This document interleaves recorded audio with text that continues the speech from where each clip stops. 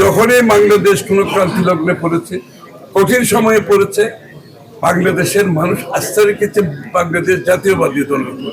বাংলাদেশের যে কোনো কঠিন সময়ে, যে কোনো ক্রান্তি লগ্নে বাংলাদেশের মানুষ, আপনারা যদি দেখেন স্বাধীনতার পর থেকে এখন পর্যন্ত বাংলাদেশের জনগণ আস্থা রেখেছে একটি নেতৃত্বের উপর, একটি দলের উপর।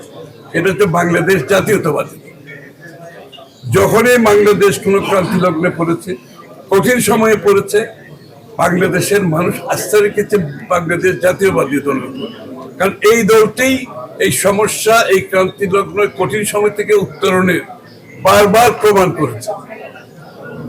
আবার বাংলাদেশের মানুষ আজকের ক্রান্তি লগ্নে মনে করে বিএনপির মাধ্যমে আগামীর বাংলাদেশের উত্তরণ, গণতন্ত্রের উত্তরণ এবং আগামীর বাংলাদেশের গঠনের, রাষ্ট্র গঠনের যে ভাবনা, সেটা একমাত্র বিএনপির মাধ্যমে সম্ভব।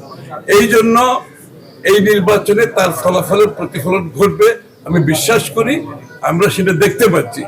এটা মোটামুটি কি বলবো, দৃশ্যমান একটি ব্যাপার আমরা দেখতে পাচ্ছি। জনগণ আবারও সিদ্ধান্ত নিয়েছে, তাদের আস্থা আবারও বিএনপির উপর থাকবে। এই ক্রান্তিলগ্ন, এই কঠিন সময় উত্তরণের জন্য বিএনপি একমাত্র তাদের কাছে উত্তর। আমরা সেটা দেখতে পাচ্ছি, সেটা দৃশ্যমান। Thank you.